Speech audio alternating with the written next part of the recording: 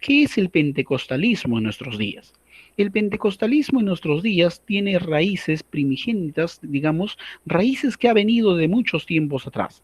En ese sentido, para nosotros nos da un sentido muy interesante y muy bueno, porque hablar de nuestra identidad pentecostal posiblemente centrándonos en el siglo XXI es hacer diferencias entre un pentecostal, un carismático, un neopentecostal, tal vez algunas variantes como algunos que se llaman pentecostales reformados y tantos títulos que se ha podido dar.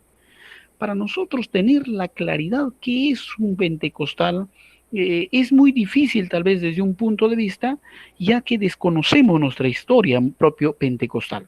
Las iglesias pentecostales como denominación no existían en el siglo XIX, en el siglo XX recién aparecen como denominación. Y eso tal vez a nosotros nos va a ayudar tal vez a entender en cierta manera o a otros dificultarnos a entender este proceso. Para eso haremos un recuento rápido y nos vamos a centrar tomando el ejemplo de la Iglesia Evangélica Pentecostal de Jesucristo, denominado bajo sus siglas que dice IEPJ. Esta denominación que se formó tardíamente al movimiento pentecostal, entonces su formación lo tenemos registrado a partir del año 1966 con las actividades el 1 de abril. Pero en el mundo moderno y en el mundo a nivel mundial, el Estados Unidos ya tenía un grandes avivamientos que arrasaba sobre muchos lugares. Había pasado el avivamiento de Azusa, el avivamiento de Gales. Habíamos tenido muchos avivamientos ya que había pasado en otras ciudades como Topeka, Kansas, en Los Ángeles, y había ido a muchos lugares. Tanto es así que en el año 1909, 1910 también había llegado esos grandes avivamientos acá a Chile, nuestro país vecino. Y habíamos tenido muchos de esos grandes aportes de este mover pentecostal. En ese sentido, ya empezaron a ver, ellos ver y centrarse en lo que ya existía en el libro de los Hechos. Y muchos de repente empezaron iglesias a rechazar este fenómeno llamado el bautismo del Espíritu Santo, de lo que anteriormente en el siglo XIX algunos estaban llamándole como la gran bendición, otros decían no habrá avivamientos, otros decían esa santificación, otros decían dones. En ese sentido hubo un grupo de personas, no había una denominación, había un grupo de personas que empezaron a decir, llamaremos el bautismo del Espíritu Santo, hablaré lo así. Y entonces ese grupo empezaron a difundir muchos personajes como un tal Irving y otros más. Esa difusión llegó en un grupo de personas de obtener esas bendiciones de parte de Dios.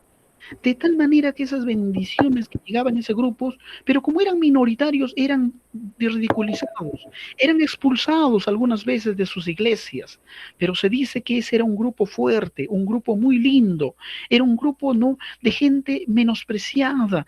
Recordar tal vez ese hombre que inició el movimiento pentecostal y ya que muchos se considera como uno de los grandes líderes que llegó y tal vez se consideraría como uno de los líderes que inició el movimiento pentecostal, y no fue el único, fueron muchos, ¿no? Pero tal vez se toma este ejemplo de este personaje que vamos a centrar nosotros ya en esos líderes que no había infraestructura, se reconocía solamente por su liderazgo, por su ministerio, por ese empuje del Espíritu Santo que les daba, y con eso empiezan a ver tal vez hombres que en el siglo XVI y XVII no habían tenido.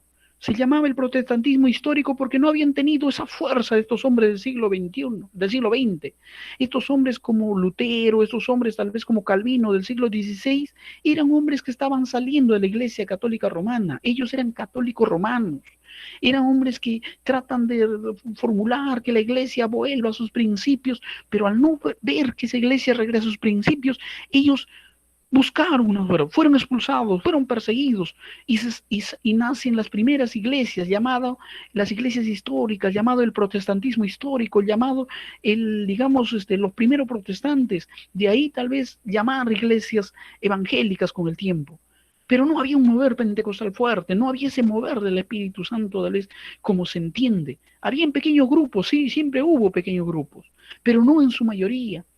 Pero pasa el siglo XVII, pasa el siglo XVIII, ellos están en el siglo XVI, XVII, XVIII, y llega el siglo XIX y siglo XX, y en el siglo XX una persona se atreve a tener ese mover, empieza a predicar, y muchos lo llaman tal vez a un antecesor, a esta etapa del siglo XX, hubo un antes, y ese antes es el siglo XVIII.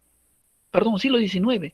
A este siglo XX hubo un antes, y el siglo XIX aparece un hombre que se llama John Wesley, Carlos Wesley y los hermanos Wesley.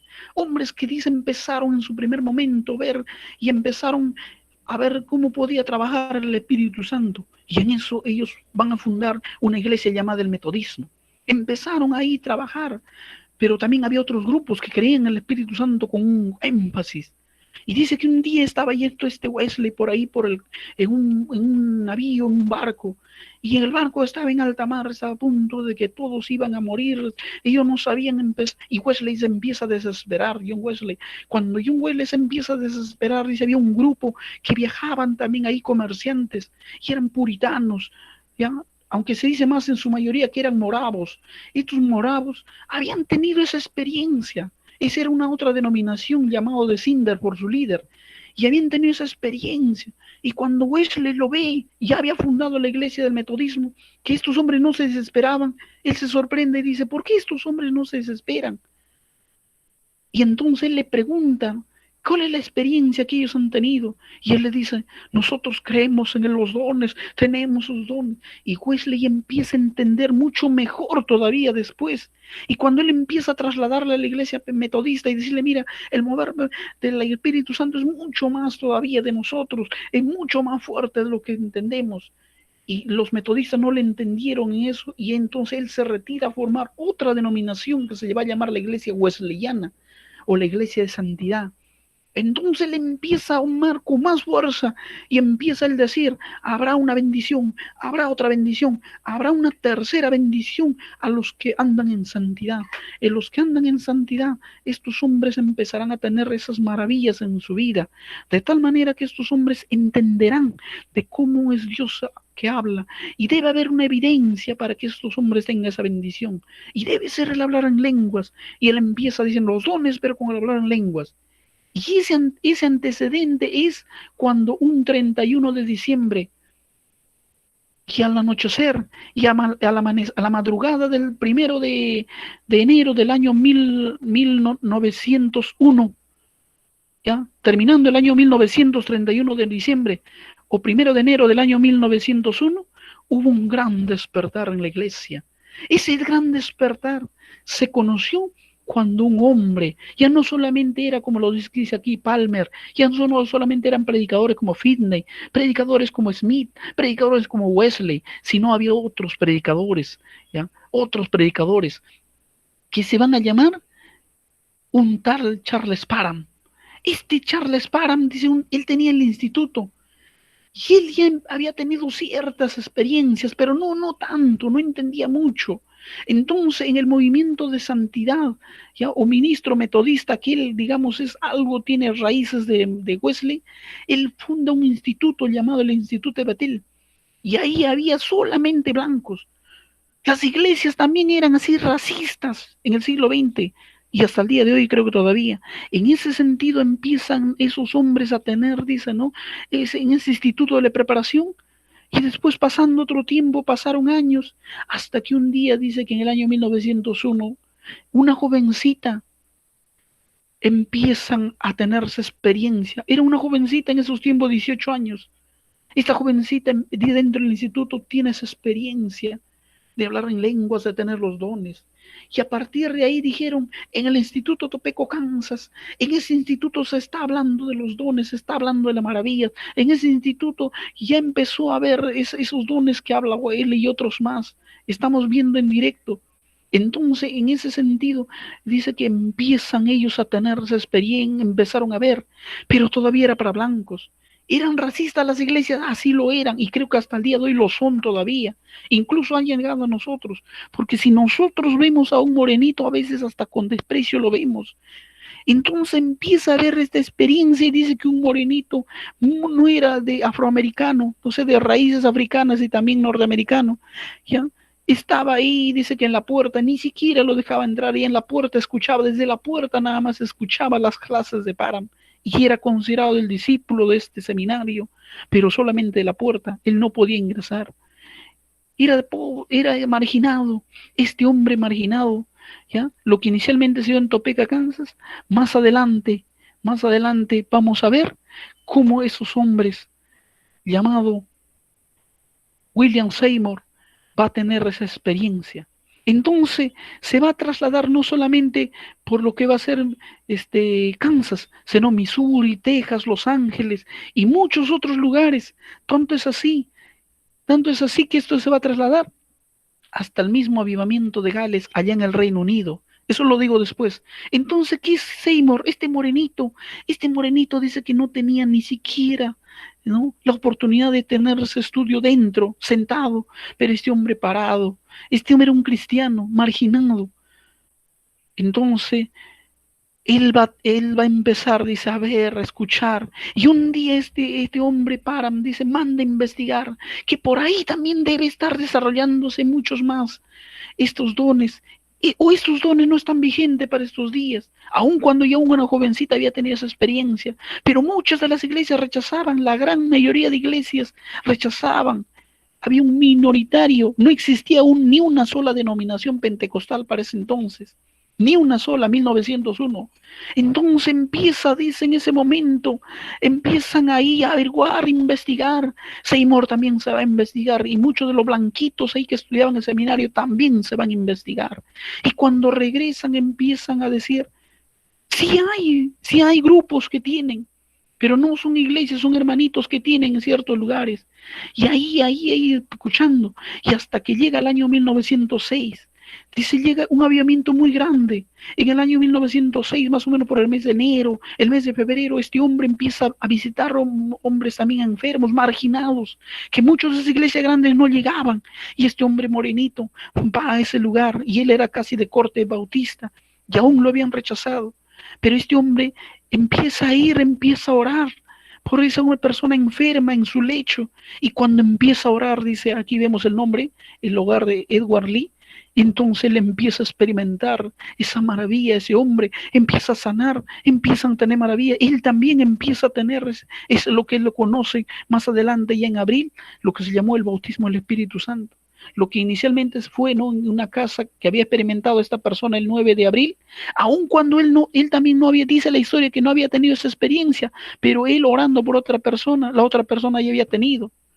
Y posteriormente, recién 3 días después, esta persona también, no, William Seymour, va a tener esa experiencia del bautismo del Espíritu Santo, tal como lo entendemos los pentecostales. Y no es lo único, porque cuando se trasladó esto a Europa, dice que muchos iban de diferentes países, aclarando que el año 1909 ya había llegado al Chile, ¿no? Al Perú se tardó en llegar al año 1920 y tantos todavía, no, 1919 llegó al Perú. Ya eso lo digo después, entre un momento. Entonces, llega el avivamiento de Gales y está registrado en los periódicos que cuando llega el año 1904, llega la iglesia, se empieza a formar, y en el año 1904, allá en el avivamiento de Gales, se empieza, dice que es un gran mover, de tal manera que ese mover ni siquiera lo habían podido entender hasta eso entonces. Cuando empezaron a ver evangelizaciones masivas, evangelizaciones en grupo, de tal manera que esas evangelizaciones que en grupo se hacía, algunos empezaban a tener experiencias de sanidades, experiencia, glosalía, de hablar en lenguas, a través de cánticos, a través de oración. ¿Cuáles eran? Y todavía recién sus primeros años de formación, no había llegado mucho, recién tenían poco tiempo de formación y esta iglesia estaba extendiéndose. De tal manera que cuando llega el avivamiento de Gales dice que las iglesias, digamos, iglesias empezaban recién a formarse, no había iglesias, eran grupos que predicaban, pero porque las iglesias antiguas que estaban ahí no las aceptaban, los rechazaban, tal vez como a nuestros días. En ese sentido, empezaron nosotros a tener algunas experiencias, empezaron nosotros a ver, dice que en ese lugar, en el avivamiento de Gales, empezaron las cantinas a cerrar, empezaban a quebrar, las cárceles que estaban vacías. ¿Por qué?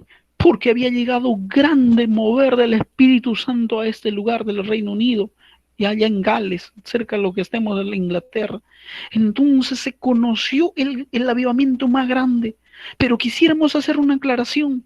No eran los avivamientos como los hoy en día, ¿no? Saltando y haciendo desórdenes. Eran grandes avivamientos porque habían sanidades en multitudes. Le llamaron el avivamiento más grande. No es porque cantaban fuerte, no es porque predicaban fuerte, aunque sí había predicadores que predicaban fuerte y eran algunos bautistas, sino que hablaban grandes avivamientos. Se veía porque había multitud de conversiones, gente llorando, gente sanándose, gente rindiéndose a los pies de Cristo en multitud. Por eso se llamaba avivamientos. Avivamiento es cuando vuelves a la vida, cuando de muerte a vida, las conversiones. Esos son avivamientos. Hoy en día nos han hecho entender un montón de barbaridad, que salta, salta para que haya avivamientos, que grita el que no salta no tiene voz, o yo canto fuerte, o yo danzo fuerte, o doy mis vueltas para avivamientos. Yo no entiendo dónde está eso. Eso no está ni en el libro, ni el Mormón, ni en la Biblia, en ningún lugar. Pero nos han hecho creer cuento que esos son avivamientos por predicadores, por iglesias, por cánticos, por ministerios, entre comillas, ni siquiera son ni ministerios, no sé quién serán, pero nos han hecho creer que esos tipos de avivamiento, estos son los avivamientos. ¿Por qué se consideró el avivamiento de Gales más grande? Porque gente, multitudes llorándolo delante del Señor, quebrantado su vida. Y si regresáramos a Hechos capítulo 2, hemos leído, la gente no estaba ni brincando, la gente estaba sentado en el momento que recibió el Espíritu Santo. Y no hay una forma. Y aquí como este hombre, como este Seymour, había orado por una persona, ya cuando él creía en un culto, esta persona sanó, tuvo la experiencia del bautismo, aun cuando él ni siquiera había tenido bautismo. Tantas reglas han puesto en nuestras iglesias que uno de veces se dice, ¿no? Hemos encajonado al Espíritu Santo. Y con eso ve el otro problema, que se van al extremo, que el Espíritu Santo lo ven como cualquier cosa.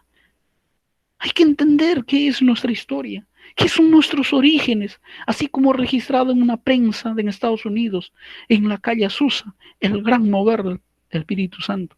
Pero con esto voy pasando un poquito. Cuando llega al Perú, en el año 1919, por primera vez, llega a las alturas de Caraz. Dice que ahí estuvo predicando una persona y muere. Y lo matan, el sacerdote incita al pueblo y lo matan a la persona, y muchas personas huyen de las alturas de Caraz, allá en Huaraz. De ahí se van ese grupito de personas. ¿Por qué se fueron a Huaraz? Porque en Lima había 4 denominaciones grandes, Lima no era tan grande como ahora. Ya estaban los bautistas, estaban la luterana, presbiteriana, y ellos no dejaban de entrar, ¿no? La metodista, ya no dejaban de entrar a otras iglesias. Y cuando venía, ya no lo cerraban la puerta. Entonces, por eso cuando vino el movimiento pentecostal aquí al Perú, a través de las asambleas de Dios, se fueron a las alturas de Caraz. Estos hombres que empezaron a trabajar ahí fueron perseguidos. Después se fueron a Huancayo, y es la iglesia que todavía existe en Huancayo. Ahí está la sede, ¿no?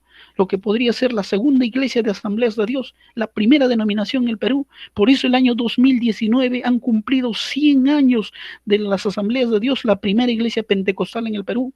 Eso es lo que tendríamos que entender como historia conociendo, pero después empezamos a ver, vamos a ver esa parte de quién es el mover pentecostal. ¿Por qué nuestra doctrina de las tantas denominaciones, sea Asambleas de Dios, sea Iglesia Pentecostal del Perú, Iglesia Pentecostal puede ser, no sé, de qué nombre que sea, o tal vez no tenga nombre, ¿no? Como algunos sí, en el caso de la Iglesia de Dios, otra Iglesia Pentecostal. Entonces, tantas iglesias pentecostales que hay tienen un fundamento del siglo XX. Estas iglesias son llamadas iglesias pentecostales clásicas. ¿Por qué? Porque tuvieron un fundamento. Tal vez puede ser obviando algunos puntos, pero por lo menos había una raíz, se identificaba. Porque, y esa es la que va a tomar tal vez más adelante, ¿no? Lo que fue este predicador como G. Ávila. G. Ávila no es el fundador pentecostal, G. Ávila simplemente toma los fundamentos que ya existían. Entonces, cuando empiezan a ver, se empieza a notar ciertos principios lindos, como Cristo salva, Cristo sana, Cristo bautiza y Cristo viene por segunda vez. ¿Y quién lo tomó mejor este lema? A veces creo que nosotros nos estamos olvidando porque estamos hasta cuestionando el bautismo del Espíritu Santo. Y no era el bautismo en agua, era el bautismo del Espíritu Santo, el eje principal. Porque esto no era predicación solamente del siglo XX, eso era desde la Reforma, que se hablaba de Cristo salva, Cristo sana, Cristo viene. Y en el siglo XX recién se enfatiza que Cristo bautiza también al Espíritu Santo. En ese sentido, esto deberíamos nosotros, y Ávila fue uno de los que tal vez tomó este principio, vuelvo a reiterar, Él no es fundador de esto. Si no hay iglesias cuando nacieron el pentecostalismo clásico del siglo XX, 1901. Posteriormente a digamos, a esas cosas lindas, yo quisiera aclarar en este punto. Las iglesias eran pentecostales en el siglo XX, en el año 1901, 1919, 1924, cuando ya se fundó el primer instituto bíblico aquí en Lima de un seminario pentecostal de las Asambleas de Dios, ya el famoso IBAT. El famoso IBAT fue el primer instituto bíblico pentecostal aquí en el Perú, el año 1924. Es muy antiguo, la Asamblea de Dios no es nuevo. Los pentecostales que no, digamos, estudio no es nuevo. Yo no entiendo por qué hasta el día de hoy no quieren el estudio, cuando en el siglo I todo el mundo estudiaba. Cuando en el siglo XX, cuando nacieron las primeras iglesias allá en Estados Unidos, nacieron bajo los estudios. Sino, ¿por qué no se difundió mucho? Porque la gente que estudiaba, la gente que tenía esa experiencia, esa gente era movida, ya que esas iglesias, no como muchas iglesias antiguas, como la presbiteriana luterana, más estaban encajonados con la gente rica, con la gente pobre, en las ciudades. Dios tuvo que levantar un grupo de personas para ir al menos desfavorecido, ir a, gente, a calles pobres y rescatar ahí al drogadito. Pero eso no quita que tenía que prepararse y se preparaban. Pero cuando llega a nuestros días, al siglo XX, finalizando el siglo XX, y llega la IEPJ, nadie quiere prepararse, o pocos son los que quieren prepararse, y los que quieren prepararse, la letra mata. Yo no entiendo dónde han sacado ese concepto, que eso, vuelvo a repetir, no está ni en el libro del Mormón, no está ni en las sectas, porque en la Biblia y en todos los libros también dicen que hay que prepararse. Entonces, en ese sentido, vemos nosotros cuando inició en el año 1966 la IEPJ como denominación, porque la IEPJ sin denominación aparece del año 1945, 47, ya inician nuestras iglesias sin denominación, y de ahí más adelante se van a formalizar como denominación. Ya habían predicadores, ya habían misioneros, y no eran los misioneros norteamericanos, hay que aclarar. Los primeros misioneros que apoyaron la IEPJ se llaman misioneros peruanos. Así lo dice en la historia, ¿no? Entonces, cuando uno empieza a ver, nos empezamos a quitar la venda y decir, soy pentecostal, que en ese siglo, en los inicios del año 1901 hasta el año 1980, ni una iglesia aplaudía. Y era una iglesia pentecostal grandísima. Ni una iglesia decía, hasta el año 1960, nadie decía a su nombre, y era una iglesia pentecostal. Hasta el año 1966, o el año 1983 creo que aparece, o 70, sí, o más o menos por lo menos 80, recién no, todos hay que orar fuerte, no, hay hermanos que oraban fuerte y hay hermanos que no oraban fuerte y todos eran pentecostales. Cuando llega una crisis en una iglesia de Brasil donde dicen hay que orar con esta secta del Padre Sufrir, creo que hay que orar fuerte al Espíritu Santo para que nos escuche, recién se mete esta doctrina general. Yo soy pentecostal porque puedo orar fuerte, o tal vez puedo orar despacio. Eso no es una regla, eso lo dice la Biblia. Entonces, ¿por qué eres iglesia pentecostal del año 1906? Voy a tomar ese ejemplo. Era una iglesia pentecostal, esa era una iglesia pentecostal que no sabía nada de remolineando. No había nada de esta música que corderito, no había nada de eso. Eran de iglesias que muchos lo llaman cánticos fúnebres, algunos lo llaman de la vieja guardia, y eran grandes mover del pentecostal porque el Espíritu Santo no está encajonado a una alabanza, a que pones el ritmo, a que elevas creo que el tiempo. No, yo pongo más tiempo, más se mueve. No, así no es. Eran iglesias pentecostales como Seymour, que iniciaba su culto al mediodía y terminaba a medianoche. Nuestras iglesias del año 1960 en el Perú iniciaban a 6 de la noche, 7 de la noche, y no se sabía qué hora terminaba, porque era una iglesia pentecostal con el mover del Espíritu Santo. Y no había la barbaridad que entendemos. Yo sé que muchos de ustedes deben estar pensando de confundir. ¿Por qué? Porque hemos nacido tal vez en el Evangelio en el año 1990 y tantos. Porque yo conozco hombres ancianos de la IEPJ, de otras denominaciones, que dijeron, la IEPJ empezó de entrar estas barbaridades a las asambleas de Dios y a la IEPJ en el año 90. El año 90 ya empezó a malograrse, en el año 1992, 93, ya empezó a malograrse las alabanzas y todo lo demás. ¿Por qué? Porque en el año 1980 un hombre empezó a decir, hay que empezar que nuestras alabanzas deben ser. Y estoy hablando de Marcos Witt. en el año, así lo dice un documento que yo tengo de Asambleas de Dios. Asambleas de Dios del Perú dice, en el año 1980, el que nos malogró la música es Marcos Witt, 1980. Y eso lo corrobora en el testimonio de Chuy Olivares, cuando Chuy Olivares dice, no, Marcos Witt fue el primero que empezó a distorsionar. Él era un hombre acérrimo, un hombre lindo, un predicador y un músico de los mejores que había a nivel mundial el año 1987, 88, perdón, 77, 78. Esa historia revisa, eso está.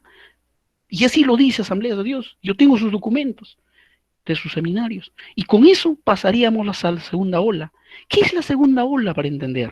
En el año 1950 aparecen movimientos digamos, a nivel mundial dentro de las iglesias pentecostales y empiezan a decir, hay que fundir las predicaciones sobre las iglesias históricas como iglesias del movimiento de santidad, iglesias como la luterana, la presbiteriana. Y dicen, empezaron a ver. Pero lo curioso es que en ese mismo tiempo empiezan a venir predicadores aquí a América, como Paul Guichot. Empezaron a hablar de su movimiento de crecer esas iglesias. Y cuando empezaron a traer lo atractivo que ellos lo llamaron, empezaron a hablar de sus doctrinas, la visualización, la cuarta dimensión. Y hija, en la actualidad, es la catástrofe que tenemos en nuestros predicadores, ¿no? Cuando dice, ¿ya? Suéñalo, embarázate de la visión, ¿no? Pídelo, reclámalo, ¿ya? Yo decreto, ¿ya? Yo visualizo, yo confieso. Todo eso, ese yo y toda la forma de decir, todo ese hija, pues, justamente de este gran predicador, que lo llamaban entre comillas, que nos dañó, metió todas las religiones orientales a nivel mundial. Por eso es que la iglesia en el año 1960, los pentecostales se empiezan a dañar, empiezan a tener un poco de problemas. Ya del año 60, ya empiezan a entrar poco a poco. Y muchas iglesias empezaban los pentecostales a rechazarlo. Pero dice la historia que en ese mismo tiempo, lo curioso es que este movimiento lo llamamos ya carismático. ¿Por qué lo llamamos carismático? Porque empiezan a aparecer prácticas que ni siquiera se habían encontrado en las iglesias pentecostales. Y de ahí empiezan a nacer algunas manifestaciones que eran un poco extrañas para la fe cristiana. ¿Ya? Lo que más adelante se va a llamar como la borrachera espiritual, como la risa santa, como el soplo. Tantos predicadores que lo hacen eso. Tantas barbaridades empezó a meterse que no se encontraba, pero sí habían religiones orientales, en las religiones hinduistas, en las religiones, ahí aparecía, allá había, aclarándote que todas las religiones casi hablan en lenguas. Los budistas se ponen de ahí, supuestamente en blanco, y empiezan a flotar. La pregunta es, ¿de dónde viene ese poder para que estén flotando? Justamente esas prácticas, ¿ya?, que sucede del enemigo, esas prácticas se han ido metiendo a la iglesia. Entonces empezamos a ver nosotros ese impacto que empiezan a hacer. Lo curioso es que en este mismo tiempo del año 1966, dice, reunidos en una gran multitud de la Iglesia Católica en una conferencia de jóvenes, ya también estaba el Papa, ¿ya? Y en ese lugar, en el año 1960, van a tener una experiencia ellos también, cuando el predicador sopló y medio estadio se cayeron. Y era puro católicos. Y a partir de ahí nace el movimiento, la renovación carismática, que hoy en día es el movimiento más fuerte. ¿No? Casi todas las otras órdenes han sucumbido ante esta orden, que en un inicio lo rechazaban los mismos católicos, que ahora ese es el mover más lindo, que ya no tienen, ya casi la mayoría están quitando lo que son imágenes, ahora ya predican, tal igual como el pentecostal. Eso se llama el movimiento, la renovación carismática. Y este movimiento de reunión carismática también ellos dicen que el movimiento pentecostal, y si no me cree, entra a internet, ¿ya? Y ahí dice que el movimiento carismático de la católica nació de las iglesias pentecostales. Así lo dice, así dice la historia, y así lo dicen ellos mismos también. Entonces, cuando empezamos a ver ese impacto, empieza a haber confusión, porque desde el año 66 ellos también hablan de este mover, poco a poco. Ellos empiezan a hablar de lenguas, ellos también hablan del bautismo del Espíritu Santo. Ya se convirtieron igual como pentecostales. No, hay que aclarar aquí. Ellos no son pentecostales, ellos son carismáticos. Y la palabra carisma en griego significa dones. Y no estoy, y ahora uno diría, eso es bueno porque dones significaría hablar en lenguas, pero eso no le estamos hablando. Estamos hablando del movimiento carismático que es diferente. Una cosa es carismático, que es don, y otra cosa es el movimiento carismático. Y el movimiento carismático, esa es la corriente que ha hecho tanto daño a la iglesia, que empezó a meter muchas prácticas antibíblicas. Y cosa que esa doctrina empezaron a difundirse, porque aparecieron televisión, digamos, medios difusivos como TVN, aparecieron después de TVN ya su canal aliado, enlace, y eso es lo que más daño ha hecho a nivel mundial. Después de TV en enlace. ¿Ya? Y ahí empezaron a difundir en otros canales, de tal manera que empezaron a ellos a hablar de otro nuevo mover, porque esto va a expandirse y va a ser una crisis, y la crisis va a terminar con televisiones a través del dinero. ¿Y qué va a hacer? Vamos, con eso vamos a pasar a la tercera ola. ¿Ya? Un momento todavía. Aquí habla, ¿no? Lo que le estoy diciendo un momento, el movimiento carismático católico que resultó, dice, salieron de las iglesias católicas, la iglesia protestantes, y resultó el movimiento católico. La renovación carismática, o también mejor dicho, el pentecostalismo católico, su nacimiento es del año 67 finalmente ya, cuando se establece. Y cuando se empieza a ver este movimiento católico, dice que había un sacerdote que inicialmente, ya trabajando en Puerto Rico, había tenido esas experiencias, de tal manera que empieza a ellos a difundir, y a partir del año 1975 hubo un congreso allá mismo, allá en lo que está el Vaticano, en la Basílica de San Pedro, ya con la misma presencia del Papa Pablo VI, y donde él mismo dice, no, es una chance, esta es una suerte para la Iglesia Católica, ha llegado los tiempos de refrigerio, ahora a partir de refundiremos en la renovación carismática católica que se difundirá a nivel mundial, y así lo dice este Papa también que ingresó. Y empiezan a ver una mezcla en lo católico, empieza a haber mezcla en las iglesias evangélicas, empiezan a haber predicadores como el famoso Kenyon, que sería el uno de los padres de este movimiento, también conocido ya más adelante como el movimiento Palabra de Fe. Estos movimientos que empiezan a entrar poco a poco con sus ideas de Paul Yong-Cho, confesión positiva, ¿ya? Lo que va a llamarse la doctrina de fe, como así lo llaman ellos, o movimiento de fe, ¿no? La confesión positiva, decrétalo, como decía hace un momento. Entonces, todo ese movimiento que ellos dicen, ¿no? Hay que reclamar, hay que embarazarse de esa visión, ¿ya? Entonces, más adelante, aparecen de Kenyon, aparecen otros discípulos, como Hagin, Kenneth Hagin, aparece Ken Copeland, que todavía vive y sale en enlace. Entonces estos empiezan a ver, empiezan a nacer danzas como la danza israelí, que hoy día se ha metido, creo, en todas las iglesias, ¿ya? Supuestamente el renacer de las iglesias. Entonces empiezan a ver tantas otras cosas que se ha metido. Y ya para el año 1983 en adelante aparecen otras corrientes mezcladas, como el famoso G12, con César Castellanos. De ahí eso se va a trasladar en otros movimientos, ya que van a ser bastante los encuentros, el preencuentro, el encuentro, el posencuentro, el reencuentro, y van a ser muchos, digamos, formas de retiros que se va a meter a todas las denominaciones. En el Perú casi no hay ni una denominación que no ha sucumbido a eso. La YPJ ha sido dañado, la Asamblea de Dios ha sido dañado, casi todas las denominaciones han sido dañados. Tal vez no en su totalidad, tal vez un mínimo, pero algo han sido dañados. Y nosotros esperamos tener un fundamento para decir, aparecieron corrientes en los años 80 como la famosa teología de la prosperidad. Han materializado la fe, como también la famosa guerra espiritual. Y aquí hay que aclarar, las iglesias pentecostales por 2000 años siempre hemos hecho guerra espiritual. Una cosa es que nosotros siempre hemos hecho guerra espiritual y otra cosa es la teología de guerra espiritual, donde ellos te dicen que todo tiene demonio, tu objeto tiene demonio. Si tú agarras un objeto ya tiene demonio. Si en una casa hay tal vez hasta un drogadito, ahí está el demonio. Y tantas cosas. Si agarras un objeto, por el objeto se transmite el demonio. Tanta barbaridad nos han metido. No, no prospera tu carro, no prospera tu casa. Y tanto lo hemos catolizado. Porque ahora, ¿qué hacemos? No, a ver, nuestro carro, compramos nuestro carro. A ver, hay que bendecir nuestro carro. Ni más ni menos como el catolicismo romano. Y todo eso entra con esta famosa guerra espiritual. Y lo más catastrófico, no produce tus vacas. Entonces hay que ungirlo con sal, con aceite. Tu casa hay que hacer liberación. Hay que orar, hay que hacer guerra. En tu casa está toliendo los demonios. Posiblemente, ¿qué pasa? Tu chakra no produce. Hay que ungir con sal, con aceite. Y tantas barbaridades se han metido. ¿Dónde está en la Biblia eso? Y cuando encuentras en la Biblia el Antiguo Testamento hay que entender, mucho de eso del aceite era el símbolo del Espíritu Santo. Y no hay que tomarlo a veces literal, hay que entender. Para eso hay que ver la interpretación de la Escritura. Entonces uno cuando empieza solamente a tomarlo y a ver, y tanto hemos sido seducidos, por eso es que las iglesias hemos caído fácil en tantas barbaridades, esas corrientes. Por eso nos han dañado nuestra identidad.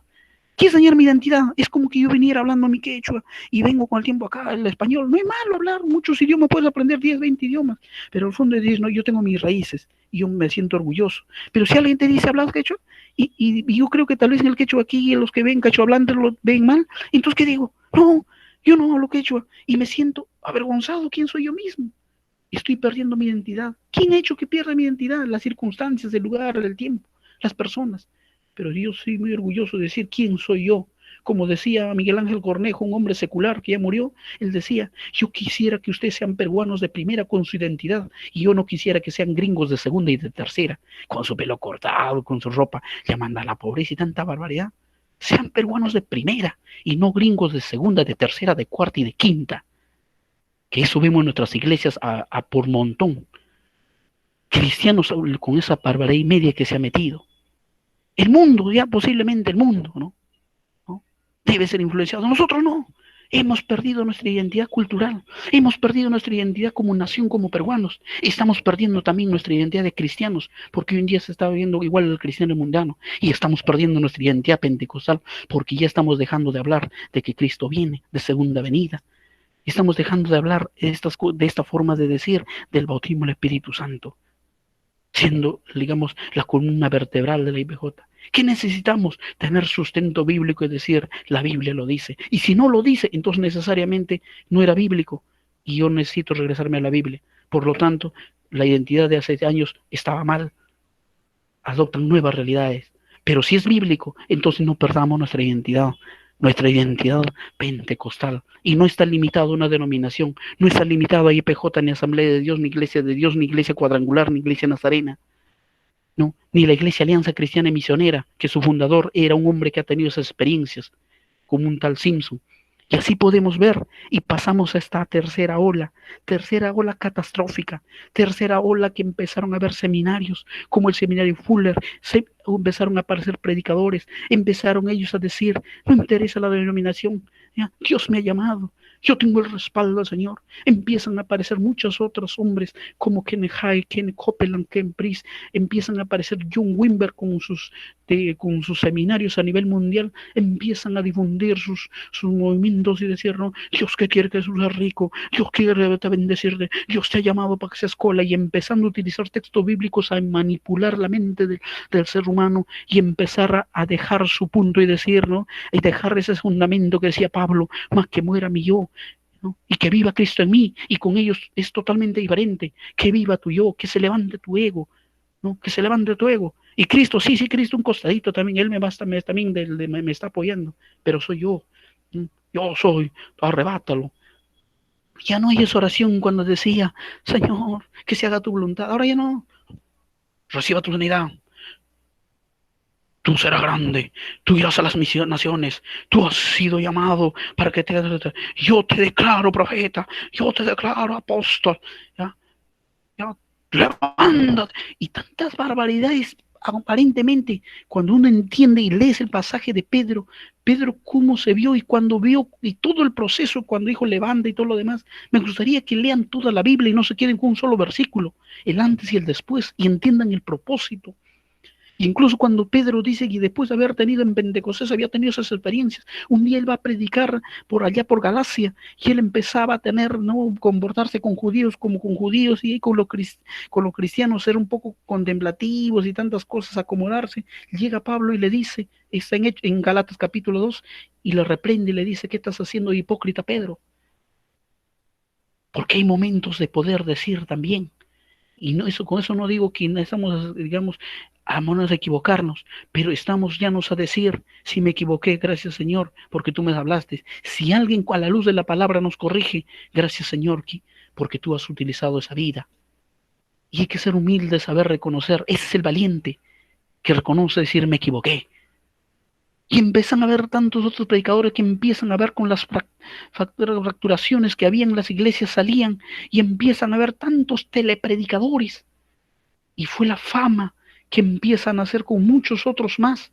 Y estos hombres que empiezan a ver, ¿no? Con su doctrina, nómbralo, reclámalo, empieza a ver doctrinas como la teología de la prosperidad cuando decía, siembra la semilla, la bendición centuplicada, ¿no? Empiezan a ver no, la semilla de fe, empiezan a ver con esos movimientos, empiezan a tomar textos bíblicos como Marcos 10:28 cuando ni siquiera tiene el contexto bíblico, ¿no? Que dirás al ciento, cuando dice, será bendecido al 100 por 1, al 60 y al 30 por 1, malinterpretando. Y nosotros que a veces repetimos esos predicadores, malinterpretamos el pasaje.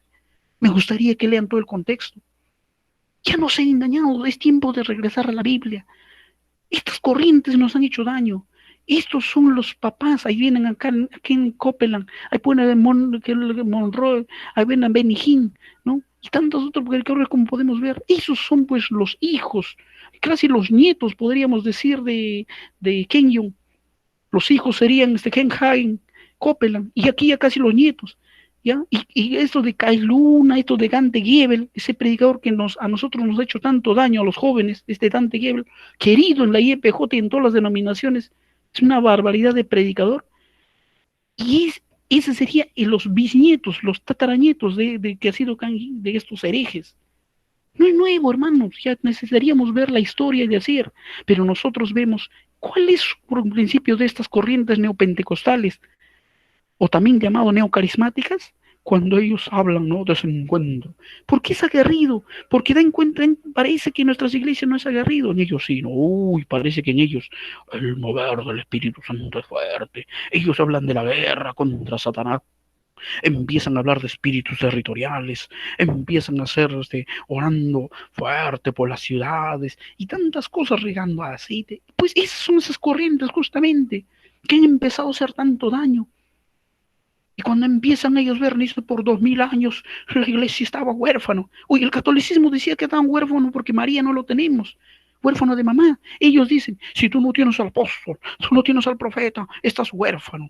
Porque no tienes al papá de los ministerios. Y agarran Efesios 2:20 cuando dice que Dios llamó a profetas y apóstoles para principios como fundamento, pero mal interpretando, porque el pasaje en ningún momento está diciendo que apóstoles y profetas son los ministerios únicos o los de mayor jerarquía, como tal vez aparentemente lo dice 1 Corintios 12, parece aparentemente, dice, no, primeramente apóstoles, después profetas. No, no hay jerarquía, no hay nadie más que nadie, porque cuando lees el contexto de 1 Corintios capítulo 12, verso 22, ahí explica que, ¿ya?, que el miembro tal vez menos innecesario que nosotros podemos creer en nuestro cuerpo, o sea, si yo soy mano, tengo un don, el que tiene pie un don, ninguno de los dones es superior a nadie, porque nosotros podemos considerar un miembro menos innecesario, y el Señor lo llama, ese es más útil dentro del cuerpo de Cristo. 1 Corintios 12:22. Pero aparecen doctrinas como ellos lo llamaban, la confesión positiva, ¿no? Pues confiésalo, decrétalo. Empieza a aparecer la experiencia mística, como citando Efesios 5:18, cuando ellos dicen, ahí habla de la borrachera espiritual, ¿no? Ser embriagados, no con vino, sino embriágate con el Espíritu Santo, embriágate con el Espíritu Santo. ¿Dónde está esa barbaridad? Te embriagas del Espíritu Santo, la borrachera espiritual, la risa santa, las caídas, el ladrar como animales. Empieza a haber tantas corrientes que nos han hecho perder nuestra verdadera identidad. Ellos tienen su propio sistema de creencias más allá del cuerpo, por eso a ellos no les gusta seminario, por eso ellos, para que no digan que no tienen seminario, ellos todos tienen su propio seminario, todas esas herejes tienen su propio seminario, aquí en el Perú, ¿no? Como las iglesias podríamos hablar de Marcelino Salazar, podríamos hablar de David Lozano, podríamos hablar de todos estos corrientes, ¿no?, como Tabernáculo de Fe, también han sido influenciados los del Agua Viva, ni qué decir, son hijos directos de César Castellanos. Empezamos a ver tantas otras corrientes que nosotros tenemos para nosotros empezar a decir, ¿qué estamos viviendo? ¿Qué tiempo se nos ha ocurrido a nosotros? Tiempos donde hay mucha necesidad, pero ellos confeccionan una religiosidad de acorde al cliente. ¿Tú quieres escuchar? iglesias al gusto del cliente. Empieza a haber eventos no digamos con carácter de predicación, sino con mantener solamente adormecido a los jóvenes, a los niños, a los adultos. El emocionalismo ha crecido bastante, son rasgos de la teología de la prosperidad.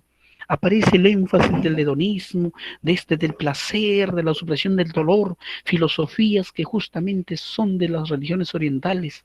Hablan del sacrilegio al dinero, ¿ya? Si tú eres bendecido, como lo decía Kenneth Hagin y otros más, tú tienes a Dios. Tú eres pobre, tienes la maldición de Dios. Tú eres sano, como Kenneth Hagin, tú eres sano, tú eres hombre bendecido de Dios. Si tú estás enfermo, tú estás maldito.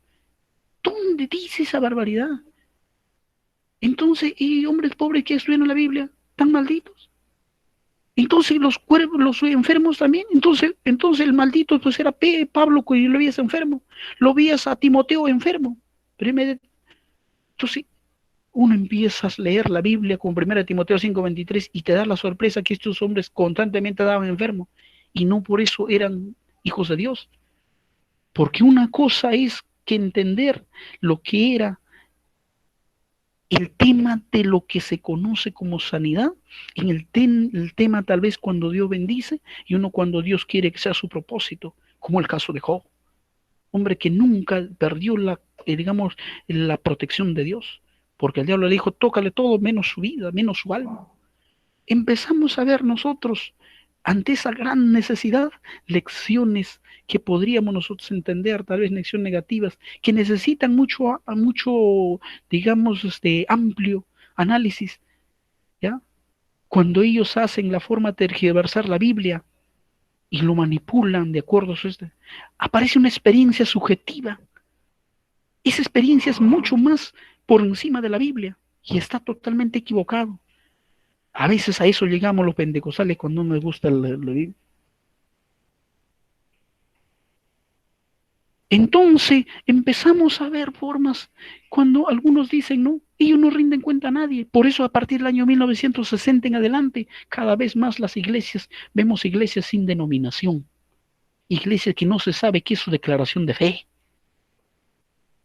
A veces comienzan bien, a veces comienzan con buen objetivo, pero cuando no rinden cuenta a nadie, terminan mal. Empiezan a haber tantas cosas que empieza a haber crisis que han fomentado a todos los niveles. ¿Ya? Entonces empiezan ellos a ver y decir, ¿no?, que el Espíritu Santo es de esta forma. Y finalmente empiezan a hablar ellos el éxito. El éxito. Mira las multitudes que estoy ganando. Ese es el respaldo que Dios está conmigo. Mira los que están sanando. Y a veces se están olvidando lo que dice Mateo 7:21. Porque en Mateo 7:21 un día se presentarán en el tiempo postrero hombres que han hecho sanidades, hombres que han ganado multitudes, hombres que sí se presentan a Dios y Dios no les reclama. El Señor no le dice que no han sido sanidades. El Señor le dice, sí, efectivamente había sanidades. Había bastante conversiones, pero cuando terminas el pasaje le dice, tú no lo has convertido, tú no lo has sanado. Tú has sido un medio. El Señor en ningún momento le está diciendo, no, eso ha sido el enemigo. No, sí. Por eso nosotros entendemos que Dios también utiliza al impío. Dios utilizó a Ciro. Dios utilizó a muchos reyes en el tiempo antiguo para el propósito digamos, para su pueblo, cuando Él quería. Y nosotros podemos entender que puede ser impío, puede ser cristiano, y Dios lo utiliza. Así lo vemos en toda la historia de la Biblia. Pero mucho más a sus hijos nos utilizarán. Por eso aquí vuelvo a aclarar y decir, pero en los postreros días, dice 1 Timoteo 4:1, cuando da un buen consejo este apóstol a Timoteo y le dice, vendrán tiempos peligrosos, vendrán tiempos difíciles, vendrán tiempos de apostasía, porque apostatarán algunos escuchando espíritus engañadores y doctrinas de demonios. Escucharán. Y los que escuchan y empiezan a seguir a estos predicadores, ambos estarán perdidos. ¿Cómo yo saber diferenciar si es un espíritu engañador o doctrina de demonios, una enseñanza de demonios? Porque también habrá falsos maestros y bonito te trazarán. Es tiempo de diferenciar quién es quién. Es tiempo de ver. Por eso el día de hoy estamos haciendo, digamos, una conferencia a manera resumida de hablar de nuestra identidad. Y ahora vamos a entrarnos en esta parte de la IEPJ. Nuestra IEPJ, curioso, cuando hombres, como todavía mi pastor Blasio Crispín, que está allá en Vitarte, en la iglesia de Alias 2, Creo que es el único, o creo que es dos o tres los que iniciaron la obra, o llamados fundadores de la YPJ que viven. Estos ancianos están con nosotros. Hombres que hasta el día de hoy no reciben, ellos a veces aportan a la obra y así nacieron nuestra iglesia pentecostal. Nunca buscaron tener algo. Ahora creo que acá en Lima también está uno de sus discípulos, que es el pastor Francisco Alejandro.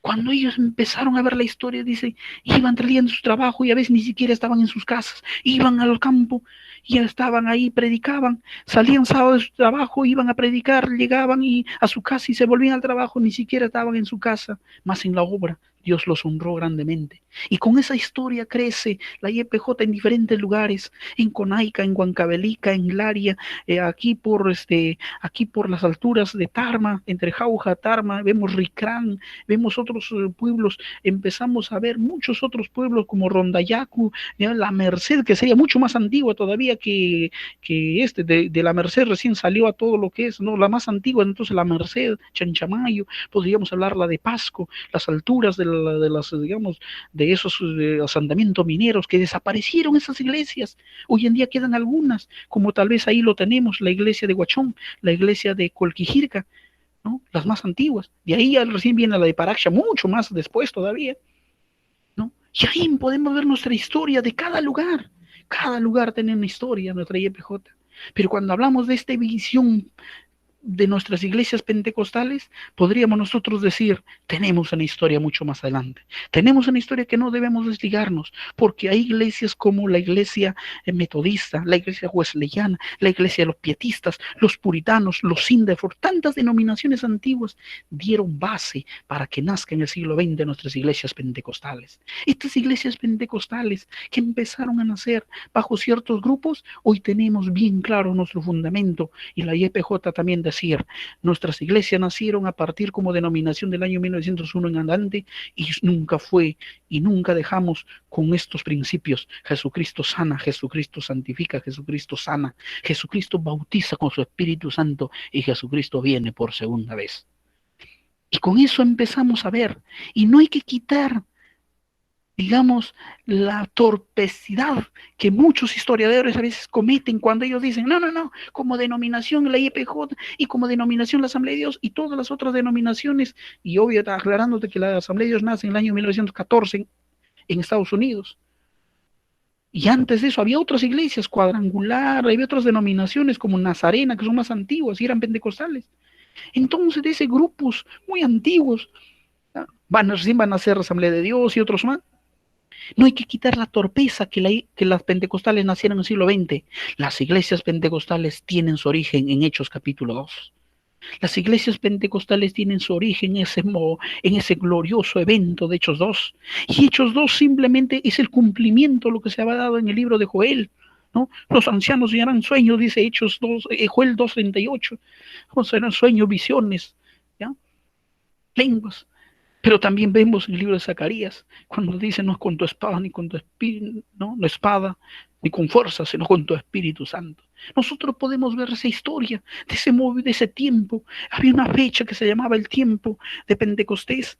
Era una fiesta que de los tiempos muy antiguos, pero mucho más se considera cuando estuvo la salida de Egipto. Ese ya se consideraría el primer Pentecostés, esa salida de Egipto de Israel. Pero de ahí hay una fiesta que se oficializa y empieza a oficializarse, ¿no? El 50, ¿ya? Después de la fiesta de los primeros frutos, empieza a hacerse esta fiesta y todos los años se hacía esta fiesta, pero dice que en el año dado, ¿no? Que Jesús había establecido un determinado lugar, en este tiempo, también como todos los años, en esta fiesta, le dice en Lucas 2, 45, 47, o en Hechos capítulo 2, del verso 1, 2, 3, 4, 5, 6, y les dice, no se vayan ustedes, y aquí está el texto cuando dice, ¿no? ¿Ya? ¿Ya? Orando estaban, dicen, en el aposento alto, una parte del templo, después de 50 días después de su muerte, o después de su ascensión, 10 días después de su ascensión, porque él había estado 40 días después de su resurrección. Y en ese momento dicen, ¿qué sucedió? Recibirán la promesa que ustedes tendrán el bautismo del Espíritu Santo. Y eso fue esa promesa que se dio y nunca dio, tal vez no se dio en muchos grupos, es cierto, pero nunca dejó ese mover del Espíritu Santo a lo largo de la historia ya está registrado. Aun cuando el catolicismo estuvo del siglo VI hasta el siglo XX controlando, siempre, o hasta el siglo XVI sobre todo, siempre hubo un pequeño grupo, un remanente de estas iglesias con sus dones. Siempre hubo, siempre hubo. ¿No? Tal vez no como denominación, pero vivieron pequeños grupos. Pero nuestra identidad de nosotros pentecostal también es decir que tenemos nuestro fundamento en el primer ciclo, no es solo el siglo XX, es en el primer ciclo. ¿Y cuáles son? Es una iglesia administrada bajo la palabra y el Espíritu Santo. Es una iglesia con una predicación centrada y cristocéntrica. Para eso yo debo ser que es cristocéntrico. Entender quién es Cristo en Génesis, quién es Cristo en el Éxodo, en el Levítico, Número y los 66 libros. Si no, difícil de hacer una prédica cristocéntrica. A veces sí, a veces no, como decían algún cantante secular. Podríamos nosotros ver y decir una actitud permanente y solidaria y generosa cristiana para los necesitados. No vaya a ser que la sorpresa, hablo lenguas y todo lo demás, como dice el libro de 1 Corintios 13, pero si no tengo amor, será como el metal que resuena. O será mucho peor todavía, como el libro de Mateo capítulo 25, verso 41. En aquel día dice, dice no leemos al hambriento, ni al necesitado, ni al pobre, ni al sediento. Y un día le prendemos, Señor, ya después en el tiempo postrero, ¿ya? Y el Señor nos dirá, malditos, apartados de mí. ¿Por qué, Señor? Estuve sediento y no me diste comer. Y no estuve hambriento, no me diste. Estuve en la cárcel, no me visitaste. Pero Señor, yo era uno que enseñaba, hacía conferencias y había lo demás. Y también yo contribuía. Apartado de mí, hacedor de maldad. Porque yo vine a ti. A un pequeñito no lo hiciste. A ese menospreciado en este tiempo no lo hiciste. Apartados de mí, malditos. También por eso será, por omitir. Porque dice el libro de Santiago, cuando sabes algo y no lo haces, esa omisión ya es pecado, porque ya conoces. Y es pecado, porque ya está en tu mente. Ese es pecado, según Santiago 1:13. Entonces, no quiero detenerme ahí. También nuestras prácticas de vigilias, nuestras prácticas de ayunos, nuestras prácticas del ejercicio ministerial, nuestras prácticas de ser una liturgia cristocéntrica, dinámico, fervoroso, no estaba enmarcado, pero ordenado. Aquí hay que vale aclarar. No, 1 Corintios 14:40 dice ordenado, con todos los doces, pero con orden y decencia. ¿No? Una comunión franca, sincera. Regresar a Hechos capítulo 2, verso 47, 42, 47. No, Hechos 2, 40 y tantos, de 42 en adelante. Una iglesia unida. Hechos capítulo 4, nadie tenía necesidad de que esto es mi terreno, este es mi teclado, no, este es mío. Si no tenían cosas en común y era una iglesia única, una iglesia linda, o como 1 Corintios capítulo 4, verso 3, ¿no? Que si algo me dio a mí, yo soy el administrador, pero no soy yo el dueño, yo soy solamente el administrador. Una iglesia que tiene sus raíces y convicciones pentecostales, basado en nuestro reglamento, basado en nuestro estatuto, basado en nuestras doctrinas digamos, manual de doctrinas, nuestra Biblia, basado en el glorioso Evangelio de Jesucristo, tener, ¿no?, como fines educativos. Tenemos nuestro instituto, nuestro seminario ahora, el Seminario Evangélico Rema, una institución al servicio de la IEPJ y de otros de los que queremos servir. Nuestras raíces bíblicas y teológicas, con un gobierno teocrático presbiteriano, basado en una teología bíblica y sistemática, basado en el mover del Espíritu Santo, basado en un pentecostalismo clásico e histórico. Aquí lo dice en el manual de doctrinas, en la página 5, en la página 9, ahí lo dice, aquí está el manual de doctrinas. Pero el manual dice pentecostal clásico histórico, que nada tiene que ver con el movimiento carismático y neopentecostal. No, no, no, no. Dice que nosotros somos pentecostales clásicos y pentecostales, ¿no?, digamos, históricos de la Biblia, y clásicos porque creemos en ese primer, nada más, movimiento pentecostal. Y todo lo demás no es parte de nuestra identidad. Así lo dice este manualcito, que cuesta 5 soles en Huancayo. Esta también, que te explica paso a paso los desafíos que tenemos para nosotros. Ya vamos terminando. Para las preguntas, por favor, pueden hacerlo ahí en el chat. Ya, la pregunta en el chat. Entonces dice, en este sentido consideramos algunos desafíos. Nuestra renovación y nuestra acción evangelística. Es tiempo de salir a las calles. Mateo 28:19, id, vaya a predicar a las calles, hable a los demás. prediquen a tiempo y fuera de tiempo, pero eso es el trabajo todavía a medias. Mateo 28:19 termina diciendo, también disipúlele a los que evangelizaste, o por lo menos vaya y lleve el pastor a alguien para que lo disipule, para hacer el trabajo completo. Si solamente evangelizamos, un trabajo a medias. En ese sentido, vayamos un interés de adoración, en un sentido de oración. Cuando uno va a la oración, no solamente es cantar un cántico de oración, no, no, no. Cuando yo estoy escuchando la palabra, ¿cuál es mi sentir? ¿Cómo escucho la palabra? Ese es adorar, ¿no? Ese es de alabar, de exaltar. Cuando, por ejemplo, uno va a al templo, ¿cuál es la disposición que pones? Y hasta el momento de ingresar, ese es pues adorar. Cuando es un trabajo, ¿cómo en tu trabajo te sientes? ¿Cómo no estás pensando en el Señor? Ese es pues adorar, ¿no? Entonces, en tu estudio, entonces empezamos a ver el interés de la obra del Espíritu Santo, los dones espirituales en la vida del creyente, y debe haber un interés, debe ser como lo dijo Wesley, como lo dijeron los demás, hay necesidad, porque Wesley dice, sorprendió, Wesley ya había fundado una denominación, los otros no sentían miedo y él tenía miedo, y cuando les averigua, los otros tenían dones y él le faltaba muchas de las experiencias, y tenía miedo, y este hombre empezó a decir, yo voy a tener esa experiencia, yo voy a meterme más en santidad. Asimismo, el interés por la formación bíblica y teológica. Debe haber un interés, debe haber ese énfasis. Yo me preparo. Un celular que a veces les trae hasta las desgracias, invierten tanto. No es malo a su hijo educarlo y gastan millones. Cuando uno habla de formación bíblica, conozco a mi pastor, una vez fue a predicar a un líder, mi maestro, mejor dicho, mi maestro, fue a predicar un día a la iglesia de Santa Anita. Este hombre que en Asamblea de Dios ni siquiera le alcanzaba ni para pasaje, hoy en día está en el olvido, un anciano que está solo, abandonado, un anciano que muchos dicen debe ser el mejor teólogo que han tenido en el Perú, en el teólogo pentecostal. Un teólogo pentecostal como él no he conocido, pentecostal, pero de los mejores. Mi maestro y amigo Jesús Rivera. Tuve el gracia y privilegio de trabajar juntos, dictando clase los dos en el seminario.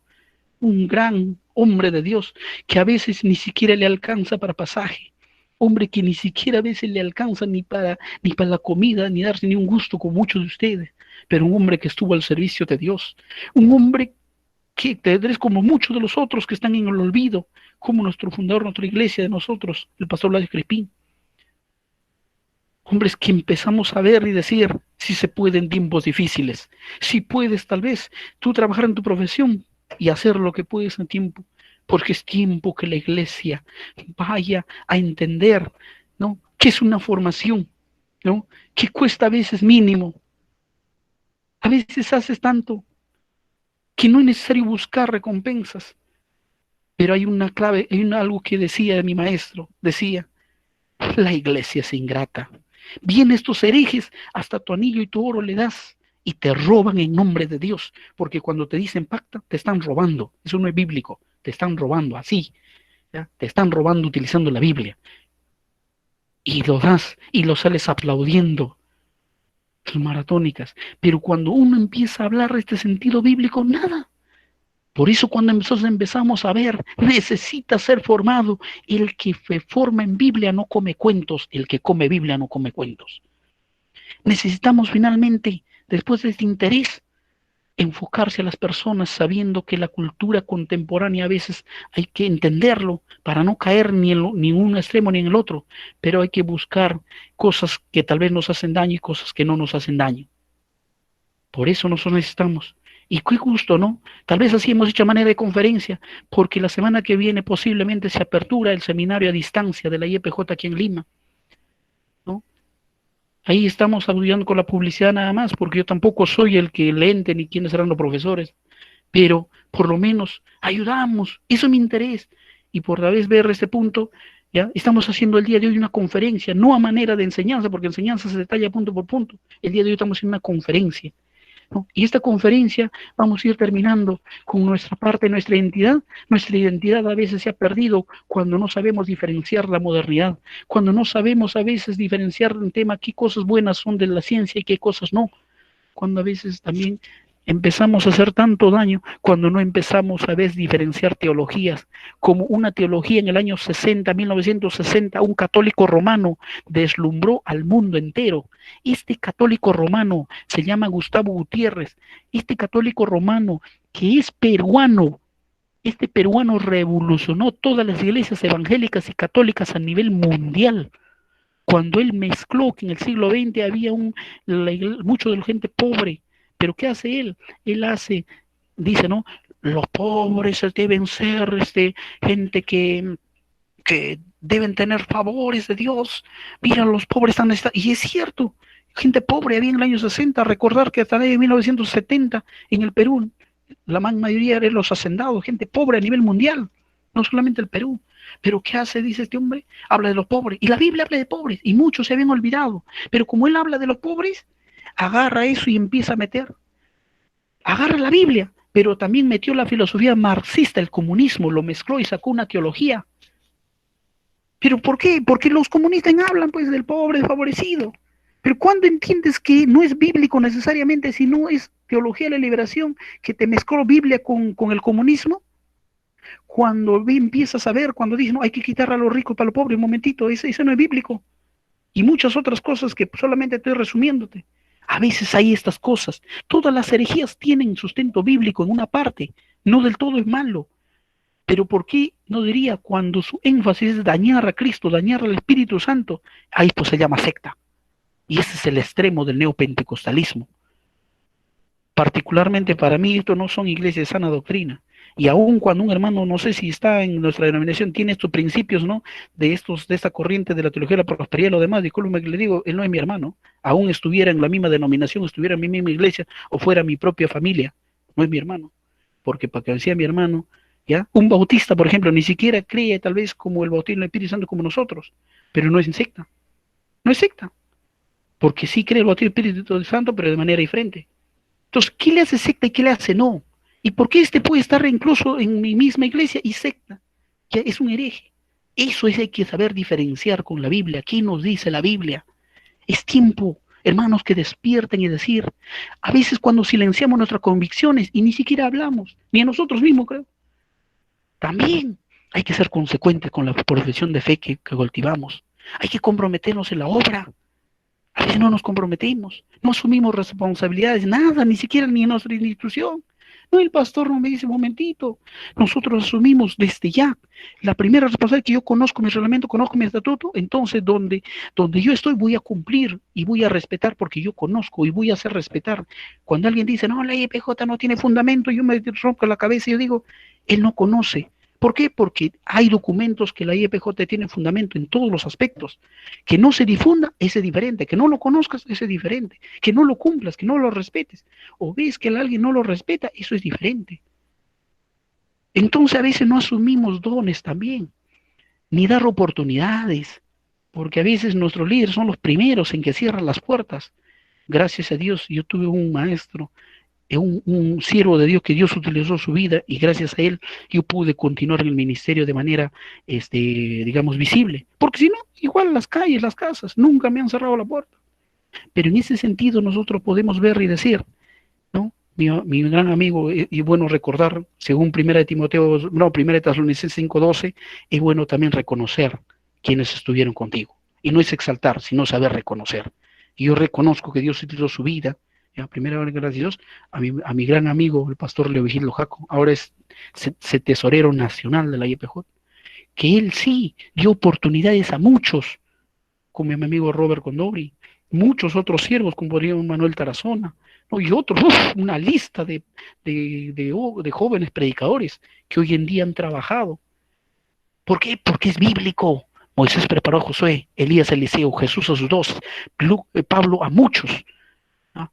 Pedro a otros. Cada de los discípulos tuvieron. Y eso es bíblico.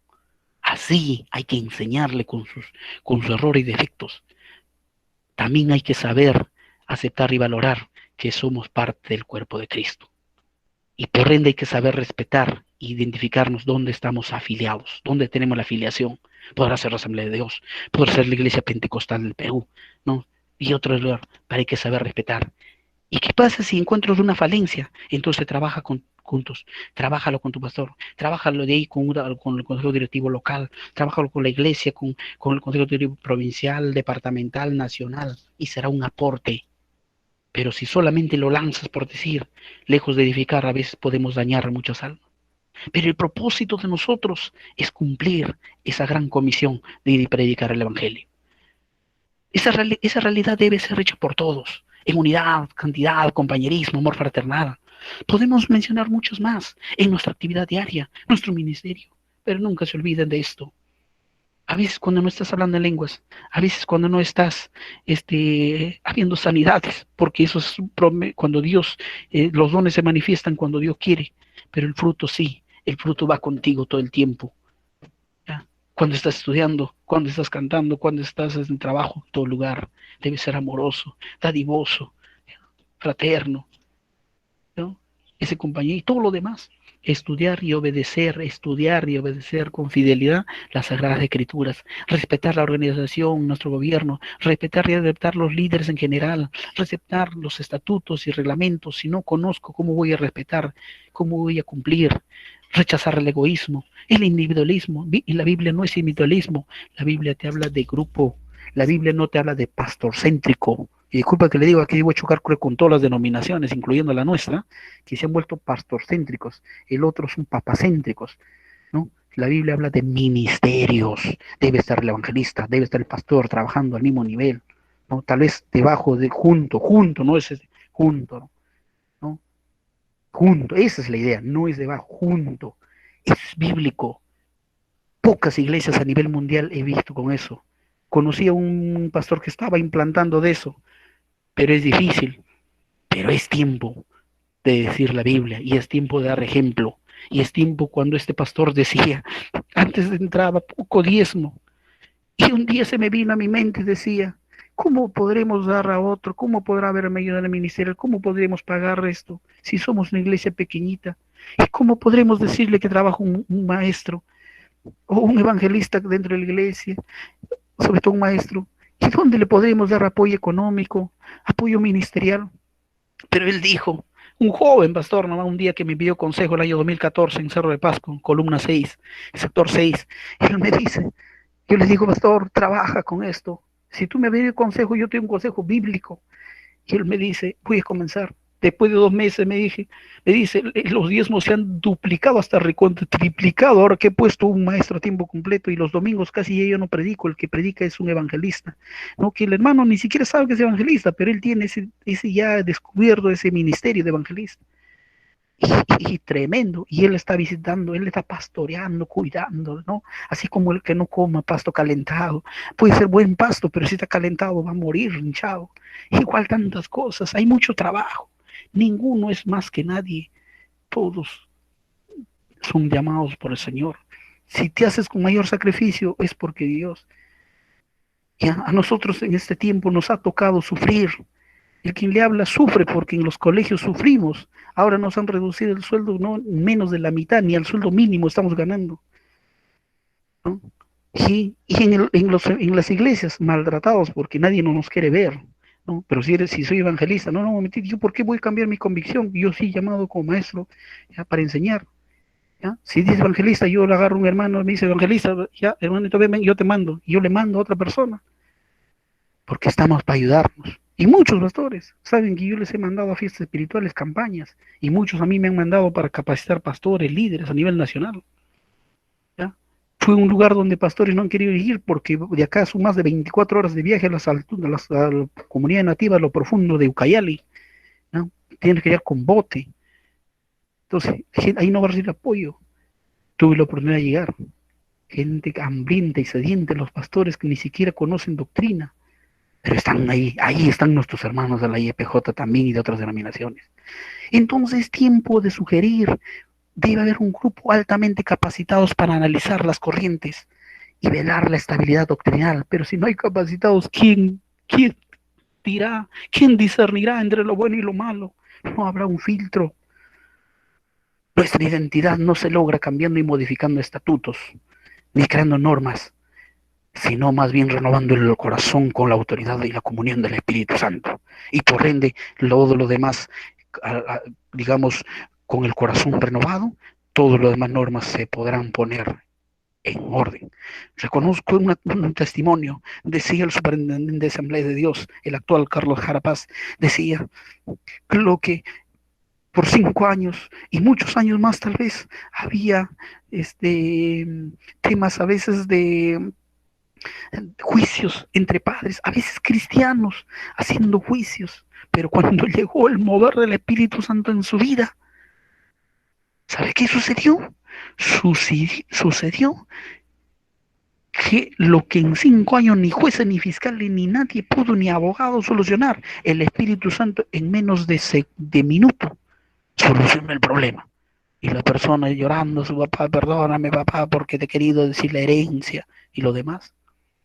Pero vemos nosotros el origen de la doctrina y qué prácticas. También saber entender, conocer y después enseñar las doctrinas y prácticas, primero el pentecostal, saber diferenciar quién es un pentecostal, después saber diferenciar quién es un carismático, después saber diferenciar quién es un neopentecostal o neocarismático, y hacer un cuadro comparativo de estos movimientos y para ver cuáles tienen más, digamos, contenido bíblico, quién más se acerca a la Biblia y quién no, y tantas cosas que podemos ver. Y por eso nosotros reconocemos que somos unos herederos de la iglesia que nació con el poder y la manifestación del Espíritu Santo con señales, milagros, prodigios, después la ascensión del Señor Jesucristo, registrado en el libro de los Hechos. Por eso entendemos que somos pentecostales históricos. Estoy leyendo lo que dice el manual de doctrina de la IPJ en la página 9. Y por eso somos pentecostales históricos, porque somos herederos de la iglesia primitiva con manifestación de poder, señales y milagros. ¿Y por qué somos pentecostales clásicos? Que aunque esto es discrepante, algunos dicen que sí o no, bueno, eso podríamos quitar, pero nuestra denominación dice que sí, porque al mismo tiempo reconocemos que surgió en la calle Azusa, también surgió en las iglesias de Chile y otras más. Entonces, así como surgió en el año 1901 en adelante, creemos que también resurgió lo mismo que había aparecido en Hechos 2, resurgió. Por eso somos pentecostales clásicos. Por eso nuestra identidad de la IEPJ es pentecostal histórico y pentecostal clásico. ¿Ya? Y así lo dice, ¿no? Y por eso nosotros describimos, ¿ya? Y nuestro manual sigue diciendo en la página 5, describimos y anunciamos que en la actualidad hay que identificarnos con el pentecostalismo histórico clásico, siendo que en la actualidad existen variedad de corrientes pentecostales. Así dice nuestro manual, bastantes pentecostales. Hemos decidido identificarnos por nuestra declaración de fe con un pentecostalismo histórico y también, digamos, tomando por consiguiente clásico. Finalmente, es tiempo de resaltar nuestra identidad. El pentecostalismo histórico clásico hay que entenderlo a la luz que se diferencia del movimiento carismático. Se diferencia del movimiento pentecostal, porque el carismático nació del año 1960 en adelante. El neopentecostal nace del año 1980 en adelante. Por eso nosotros necesitamos decir, ¿quién es un verdadero pentecostal? Aunque vas al día en la actualidad y vas a encontrar iglesias no híbridas, iglesias mezcladas, iglesias que han perdido su identidad. Muy bien, hermanos, yo termino esta parte y me gustaría que haya preguntas. He sido tal vez